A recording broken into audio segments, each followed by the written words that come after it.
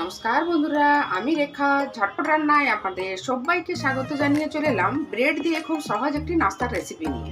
তো চলুন রেসিপিটা শুরু করি। এখানে দেখুন 5 পিস ব্রেড নিয়েছি। এই ব্রেডগুলো এইভাবে হাত দিয়ে টুকরো টুকরো করে নেব।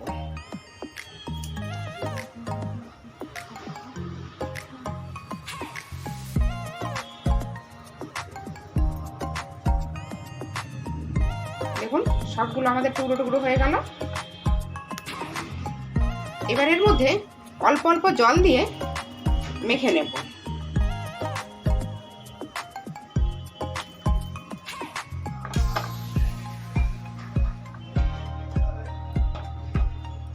দেখুন এইভাবে মেখে নিয়েছি। এইখানে দেখুন দুটো মিডিয়াম সাইজের আলু সেদ্ধ করে নিয়েছি। এই আলুগুলো গ্রেট করে নেব।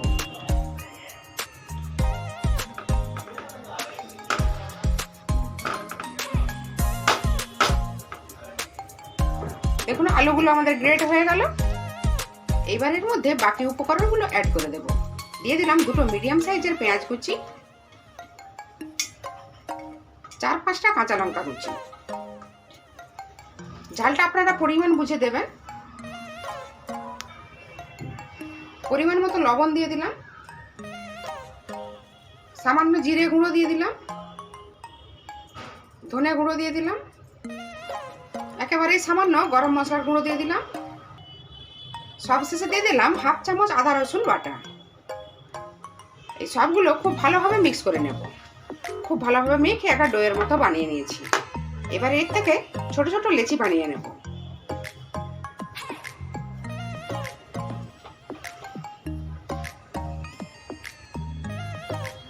এইবার দেখুন হাতে কিছুটা তেল লাগিয়ে নিয়েছি। এবার যে যার পছন্দ মতো একটা শেপ দিয়ে দেবেন।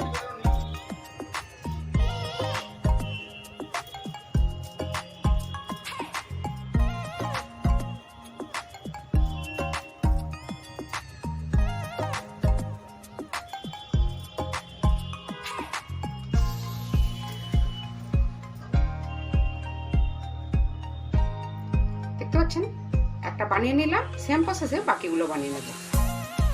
সবগুলো আমাদের রেডি হয়ে গেল। এইবার ভাজার পালা।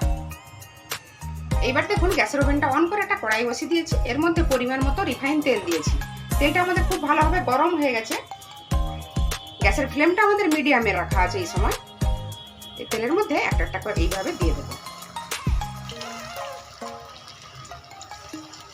দেখুন একটা ব্যাচ দিয়ে দিয়েছি। উল্টে পাল্টে লাল করে ভেজে নেব।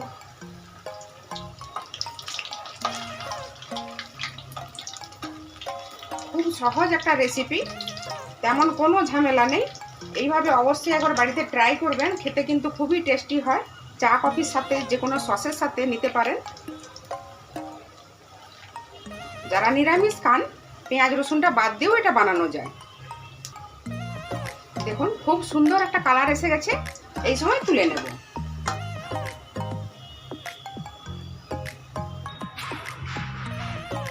সেম প্রসেসে বাকিগুলো ভেজে নেব।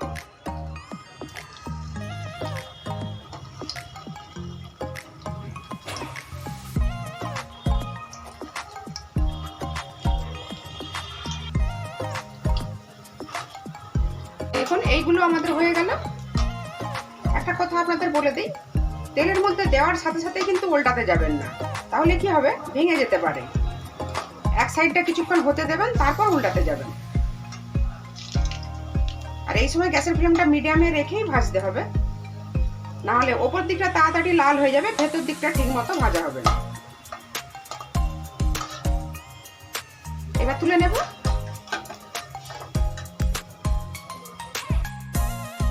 দেখুন বন্ধুরা সবগুলো নাস্তা আমাদের রেডি হয়ে গেল সার্ভ করার জন্য। একটা আপনাদের ভেঙে দেখাচ্ছি।